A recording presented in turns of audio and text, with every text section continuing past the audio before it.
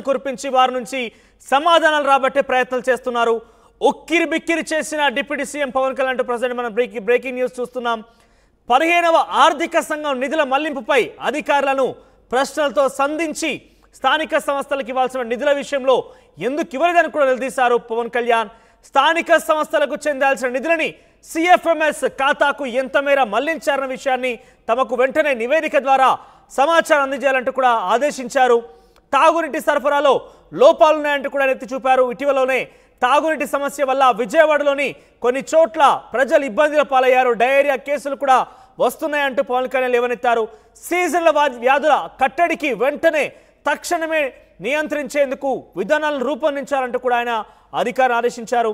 ఇక అమలు చేసేలా కార్యాచరణ సిద్ధం చేయాలంటూ కూడా పవన్ కళ్యాణ్ ఆదేశించారు. ఇక తన మార్క్ చూపించేందుకు ప్రభుత్వంలో డిప్యూటీ సీఎంగా శాఖాపరమైన నిర్ణయాల్లో తొలిరేజే అధికారులకి ప్రశ్నల వర్షం కురిపించి వారి నుంచి సమాధానాలు రాబట్టే ప్రయత్నం చేశారు. ప్రజలు పడుతున్న అవస్థలని అధికారులకు గుర్తు చేస్తూ వెంటనే నివేదిక రూపొందించండి. అది ఆర్థికపరమైన అంశాల విషయంలో సిఎఫ్ఎంఎస్ ఖాతాలకి నిధులు మరలించే విషయంలో కావచ్చు, ఏ రకంగా జరిగింది వెంటనే నివేదిక ఇవ్వడంతో పాటుగా ఆరోగ్యపరమైనటువంటి సమస్యల విషయంలో కావచ్చు, గ్రామీణ నీటి సరఫరా విషయంలో కూడా చొరవ చూపించాల్సిందిగా ఆయన ఆదేశిస్తూ అధికారిని ఆయన వెంటనే తక్షణ నిర్ణయం తీసుకోవాలంటూ కూడా డిమాండ్ చేశారు.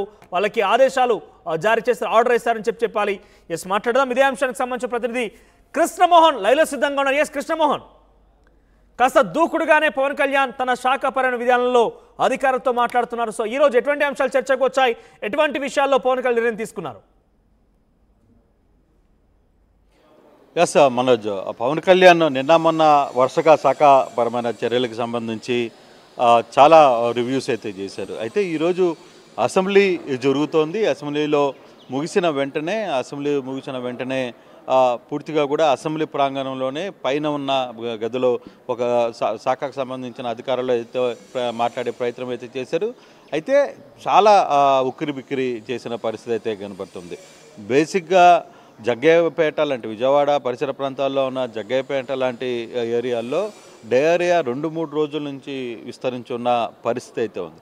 అయితే మీరు ఎందుకు ఇప్పుడు దాకా దానికి సంబంధించిన సీజనల్ ఫీవర్స్ విపరీతంగా వస్తున్న నేపథ్యంలో మీరు ఎందుకు ఇప్పుడు దాకా కూడా దాని మీద ఎందుకు రియాక్ట్ కాలేదు?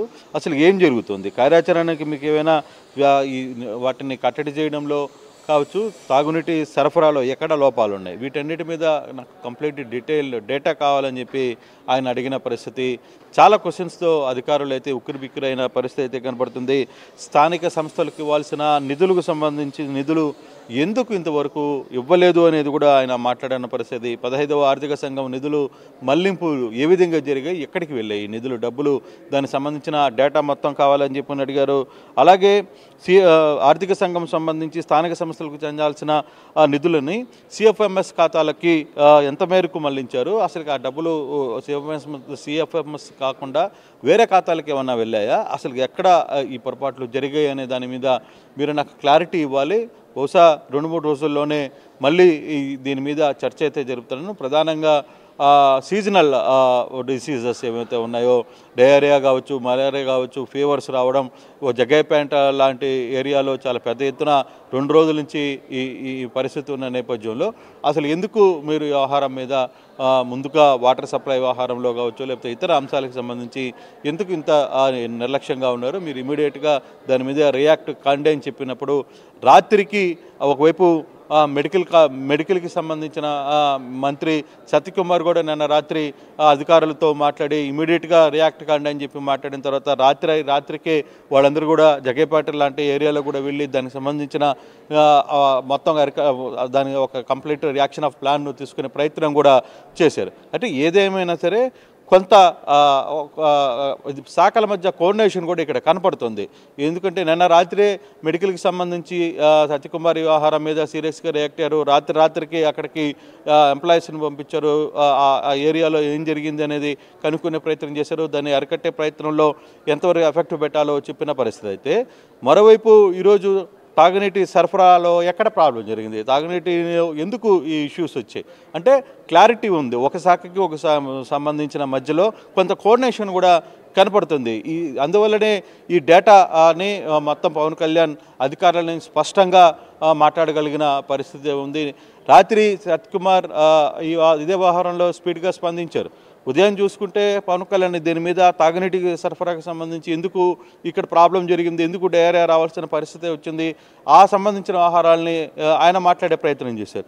సో ఏదేమైనా పవన్ కళ్యాణ్ మాత్రం తన మార్కును చూపించే ప్రయత్నం అయితే చేస్తున్నారు. డెఫినెట్గా ఆ చొరవను మాత్రం మెచ్చుకోవాల్సిన పరిస్థితి. అధికారుల్ని కొంత పని చేయించడం మొదలుపెట్టినట్టుగా అయితే చాలా స్పష్టంగా కనపడుతుంది. రామ్దాస్. కృష్ణమోహన్, కొంత పవన్ కళ్యాణ్ దూకుడుగానే ప్రదర్శిస్తున్నారు. డెఫినెట్గా ఆయన మార్కు చూపించే ప్రయత్నం ఏమైనా చేయబోతున్నారా? డెఫినెట్గా ఆయన గతంలో ప్రతిపక్ష నాయకుడిగా అనేక అంశాలు ప్రశ్నించారు.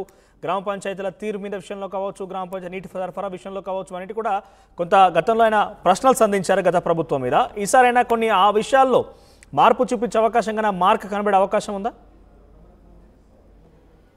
అంటే ఇక్కడ మనం గతంలో ఆయన కేవలం ఒక పార్టీ అధ్యక్షుడిగా, ఒక సినిమా నటుడిగా, పార్టీ అధ్యక్షుడిగా మాత్రమే ఆయన స్పందించారు. ఈరోజు ఆ ఎక్స్పీరియన్స్, గతంలో ఆయనకు ఆ ఎక్స్పీరియన్స్ లేదు. ఎమ్మెల్యేగా ఎక్స్పీరియన్స్ లేదు, ప్రభుత్వం ఎలా రన్ అవుతుందో ఎక్స్పీరియన్స్ లేదు.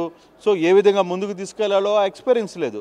ఇప్పుడు ఆయన ఎమ్మెల్యేగా గెలిచారు, డిప్యూటీ సీఎంకి మంత్రులు అయ్యారు, డిప్యూటీ సీఎం హోదాలో ఆయన ఉన్నారు. సో ఇంత త్వరగానే ఆ ఫంక్షన్ ఆఫ్ గవర్నమెంట్ యాక్టివిటీస్ ఎలా ఉంటాయి, ఆ ఫంక్షనింగ్ ఎలా జరగాలి, ఫంక్షనింగ్ ఏ విధంగా అధికారులతో పనిచేయించుకోవాలి, ఏ విధంగా మూడ్కి వెళ్ళాలి, సో ఆ ఫంక్షనింగ్ అనేది ఆయన త్వరగానే తెలుసుకునే ప్రయత్నం చేశారు. కాబట్టి అధికారులకు ఇమీడియట్గా మనం చూసాం, నిన్న మొన్న పంచాయతీరాజ్ వ్యవహారంలో కూడా చాలా సీరియస్గా అసలు దానికి సంబంధించిన లోతుపాట్లని చాలా లోతుగా వెళ్ళారు. ఆడిటింగ్ సంబంధించి, లేకపోతే ఆడిటింగ్లో ఎక్కడా జరుగుతోంది, ఆడిటింగ్ సంబంధించి వ్యవహారాలు ఏం జరిగినాయి, ఇవన్నీ కూడా ఆయన అలిగి తెలుసుకునే ప్రయత్నం చేశారు. ఈరోజు కూడా సేమ్ అదే సిచ్యువేషన్. 15వ ఆర్థిక సంఘం నిధులు ఎక్కడికి వెళ్ళాయి, ఆ నిధులు సిఎఫ్ఎంఎస్కి చేర్చారా లేదు, అది ఎంత శాతం వెళ్ళింది, ఏ విధంగా ముందుకు వెళ్తున్నాయి. సో ఇవన్నీ కూడా అంటే, సో ఫస్ట్ ఆఫ్ ఆల్ అందరూ ఆయనకి ఎక్స్పీరియన్స్ లేదు కదా, ఇన్ని శాఖలు ఇచ్చారు అని అనుకున్నారు. కాదు, ఆయన ఎక్స్పీరియన్స్కి తాను మలుచుకునే ప్రయత్నం చేశారు, దానికి ప్రిపేర్ అవుతున్నారు, హోంవర్క్ చేస్తున్నారు. ఈ హోంవర్క్ చేయలేకపోతే ఇంత వర్కౌట్ జరగదు. ఎందుకంటే ఆయన ఎప్పుడు ఎమ్మెల్యే కాలేదు, గతంలో ఎమ్మెల్యే, ఇప్పుడు ఎమ్మెల్యే అయ్యారు. ఫస్ట్ టైం మొదటిసారి ఎమ్మెల్యే అయిన తర్వాతనే మంత్రిగా అయిపోయారు. ఏకంగా డిప్యూటీ సీఎం హోదాలోకి వెళ్ళిపోయారు. డిప్యూటీ సీఎం హోదాలోకి వెళ్ళిపోయి ఇప్పుడు ఆయన సమీక్షలు చూస్తుంటే అధికారులే ఉక్కిరిబిక్కిరి అవుతున్న పరిస్థితి. కొంత ఎక్స్పీరియన్స్డ్ పర్సన్స్ చేసే సమీక్షలు ఎలా ఉంటాయో పవన్ కళ్యాణ్ చేసే సమీక్షలు కూడా ఆ విధంగా ఉంటున్నాయి అనేది అధికారులు మాట్లాడుతున్న పరిస్థితి. మనోజ్. రైట్ కృష్ణమోహన్, ఇక ఓవరాల్గా పవన్ కళ్యాణ్ తన శాఖాపరమైన విషయంలో కావచ్చు, కొంత డిప్యూటీ సీఎం హోదాలో అధికారులని ప్రశ్నల వర్షం కురిపించి వారి నుంచి సమాధానం రాబట్టే ప్రయత్నం చేస్తున్నారు. కొన్ని కీలకమైన అంశాల్లో కూడా ఆయన అటు ఫైనాన్స్ విషయంలో కావచ్చు, లేకుంటే ఎందుకు సిఎఫ్ఎంఎస్కి నిధులు మళ్లించారు, దాని నుంచి ఎంత మరలించి ఉంటారు, బహుశా ఒకవేళ మరలిస్తే కనుక ఎంత మరలించి ఉంటారు, వాటి నివేదిక అందించాల్సిందిగా కూడా అధికారులు ఆదేశించడంతో పాటుగా విజయవాడలోని జగ్గయ్యపేట ప్రాంతంలో కొంత నీటి సరఫరా విషయంలో ఏదో తప్పిదం జరిగింది. దాని కారణంగానే అనేక డయేరియా కేసులు కూడా వస్తున్న నేపథ్యంలో వాటి గురించి వెంటనే చొరవ తీసుకోవాలి, వాటిని వెంటనే పరీక్షించాలి, వాటిని కూడా సరిదిద్దాలని ఒక అంశం కూడా ఆయన చెప్పే ప్రయత్నం చేశారు. కానీ మొదటి రివ్యూలోనే కొంత ఆయన గతంలో ఎమ్మెల్యేగా కూడా కాదు, కేవలం ప్రతిపక్ష నాయకుడిగా మాత్రమే ప్రశ్నించారు. కానీ మొదటి రివ్యూలోనే ఇన్ని ప్రశ్నలు సంధించడం, అధికారుల నుంచి సమాధానం రాబట్టడంతో పాటుగా డెఫినెట్గా ఆయన మార్క్ చూపించే ప్రయత్నం చేస్తున్నారు. సో పవన్ కళ్యాణ్ డిప్యూటీ సీఎంగా ఇతర మంత్రి వర్గాల శాఖలకు సంబంధించి కూడా పట్టు సాధించి వాటి మీద కొంత కూలంకషంగా అధికారులతో చర్చించే అవకాశం రానున్న రోజుల్లో కొంత మార్క్ చూపించే అవకాశం అయితే డెఫినెట్గా ఉండబోతుందంటూ కూడా అంచనా వేస్తున్నారు.